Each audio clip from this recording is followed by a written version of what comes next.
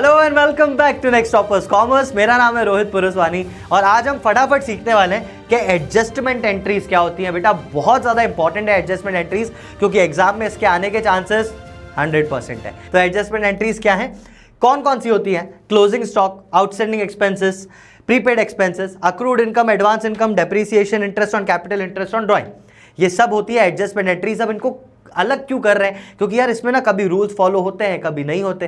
क्योंकि क्या हो रहा है, ट्रांसफर एंट्रीज हैं ये, किसी अकाउंट में ट्रांसफर करने की एंट्री है, किसी अकाउंट को खत्म करने की एंट्री है। इसीलिए यहां पर थोड़ा सा लॉजिकली अपन चलते हैं रेदर देन गोल्डन रूल्स वगैरह लगा के, क्योंकि सारे के सारे रूल्स यहां पे नहीं लग पाएंगे। सबसे पहली चीज जो यहां पे मैं तुम्हें सिखा रहा हूं वो है क्लोजिंग स्टॉक क्या होता है। तो बेटा क्लोजिंग स्टॉक आपका एक एसेट है ना, और इस एसेट को आप आखिरी में जब आप 31 मार्च पे पहुंचते हो ना, तो जो स्टॉक बचा हुआ होता है उसको बोलते हैं क्लोजिंग स्टॉक। इसको आप ट्रांसफर करते हो एक अकाउंट में जिसका नाम है ट्रेडिंग अकाउंट, जो फाइनल अकाउंट्स का पार्ट है, तब आप सीखोगे। अब उसमें ट्रांसफर करने की इसकी एंट्री होती है। एंट्री क्या होती है? एंट्री होती है closing stock account debit to trading account. Sir ये ट्रेडिंग अकाउंट क्या होता है ये तो हमें पता ही नहीं है। मुझे पता है कि तुझे नहीं पता, पर फाइनल अकाउंट्स में आएगा। ये सिर्फ एक ट्रांसफर करने की एंट्री है। क्लोजिंग स्टॉक को ट्रांसफर कर रहे हो आप ट्रेडिंग अकाउंट में। वहीं अगर देखा जाए दूसरा डेप्रीसिएशन, तो डेप्रीसिएशन बेटा एक तरह खर्चा होता है, ठीक है। यहाँ पे ये तो फॉलो करता है डेप्रीसिएशन अकाउंट डेबिट। क्यों? क्योंकि वो एक्सपेंस है, तो डेप्रीसिएशन को हम डेबिट करते हैं। लेकिन अब कम क्या करेंगे भाई, डेप्रीसिएशन लगने से कोई भी फिक्स एसेट हो उसकी वैल्यू कम हो जाती है। वैल्यू कम होने की वजह से उस फिक्स एसेट को मुझे क्रेडिट करना पड़ता है। तो यहाँ पे मैं लिखता हूँ टू फिक्स्ड एसेट, उसका नाम लिखेंगे। जैसे आपने मशीनरी पे डेप्रीसिएशन लगाया तो depreciation account debit to machinery. Depreciation, ये मैं हमेशा गलती करता हूँ स्पेलिंग में, तुम मत करना। Depreciation account debit to fix asset, ठीक है। उससे फिक्स एसेट की वैल्यू कम हो जाती है डेप्रीसिएशन लगने से। और क्या होता है? तो आउटस्टैंडिंग प्रीपेड एक्सपेंसेस। एक्सपेंसेस दो तरीके से होते हैं बेटा, या तो महीना हो गया और मैंने एक्सपेंस अभी तक पे ही नहीं किया, जिस महीने का वो एक्सपेंस था तब मैंने पे नहीं किया है, तो वो होता है आउटस्टैंडिंग एक्सपेंस। और आउटस्टैंडिंग एक्सपेंस क्योंकि मैंने अभी तक पे नहीं किया है, तो ये मेरी लाइबिलिटी होती है कि मुझे पे करना है।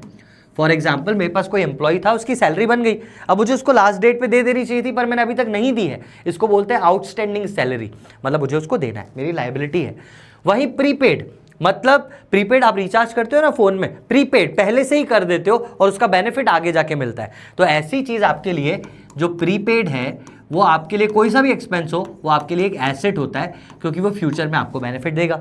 अगर आपको ये समझ में आ गया तो ये बात और समझ लो कि लाइबिलिटी का बैलेंस हमेशा क्रेडिट होगा, एसेट का हमेशा ही डेबिट होगा। एसेट्स डेबिट होते हैं, है ना। तो outstanding expense, sir outstanding expense एक लाइबिलिटी है, तो कहाँ आनी चाहिए? क्रेडिट में।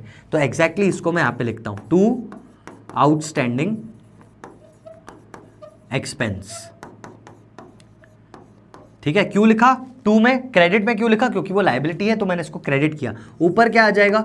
जो भी एक्सपेंस था वो एक्सपेंस अकाउंट डेबिट। जैसे सैलरी थी तो एंट्री करोगे salary account debit to outstanding salary. Interest था तो interest account debit to outstanding interest, ऐसे उस एक्सपेंस का नाम आ जाएगा। वहीं अगर वो प्रीपेड है तो मैंने आपको क्या बताया कि वो हमारा एसेट है। एसेट है तो डेबिट होगा, तो जो भी प्रीपेड है उसको आप लिखोगे prepaid expense account debit to expense. जैसे आपने किसी को सैलरी एडवांस पहले से दे दी, एडवांस में दे दी, पहले से दे दी, प्रीपेड एक्सपेंस कहलाएगा वो, और उसकी एंट्री क्या हो जाएगी? Prepaid salary account debit to salary. समझे बात को? तो वैसे कुछ करके हम उसकी एंट्री करते हैं एक्सपेंसेस की। और इसके बाद आती है हमारी इनकम्स। तो इनकम भी दो तरीके की है। मेरी अगर मैं इनकम की बात करूँ कि भैया मैं महीना खत्म करता हूँ, जैसे महीना खत्म होता है मेरे पैसे आ जाते हैं, वो मेरी इनकम है।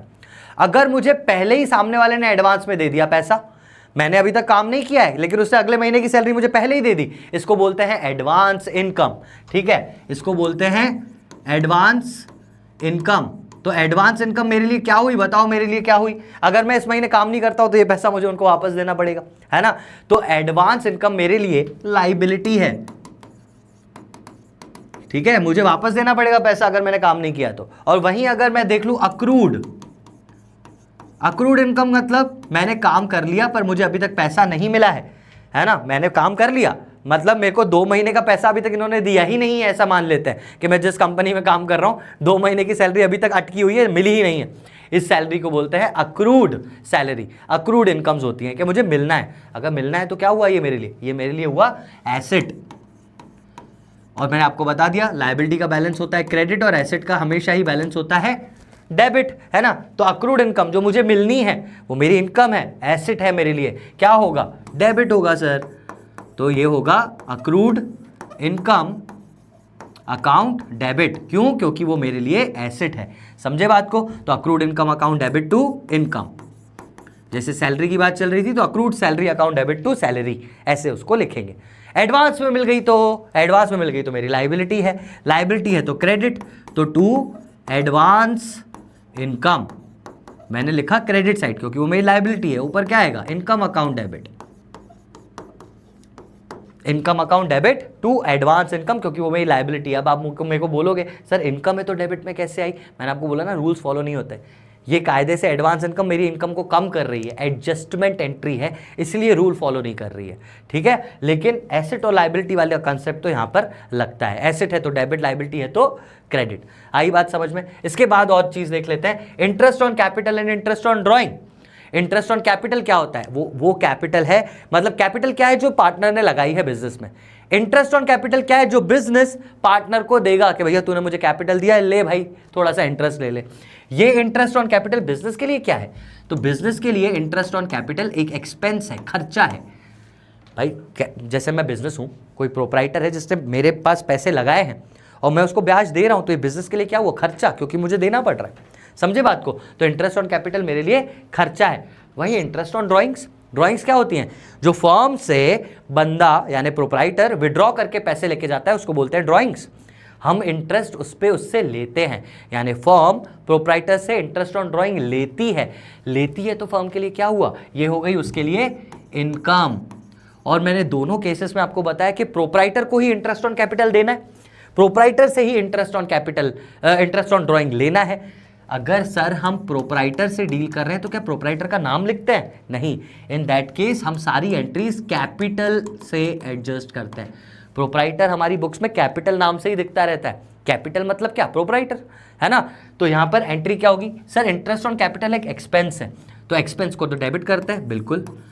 तो interest on capital account debit किया मैंने क्योंकि वो एक्सपेंस है। टू में क्या लिखेंगे, सर ये किससे मिला, ये तो प्रोप्राइटर से मिला, तो क्या मैं प्रोप्राइटर का नाम लिखूंगा, नहीं।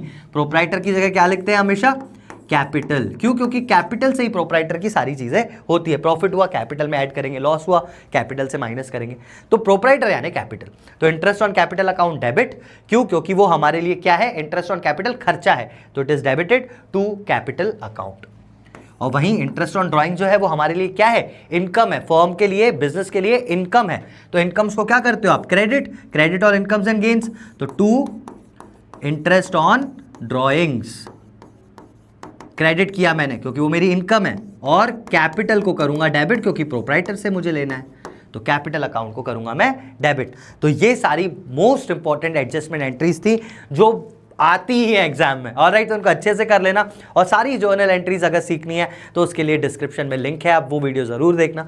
That was all for today. मैं मिलता हूँ अगली क्लास में, तब तक के लिए take care and bye bye everyone.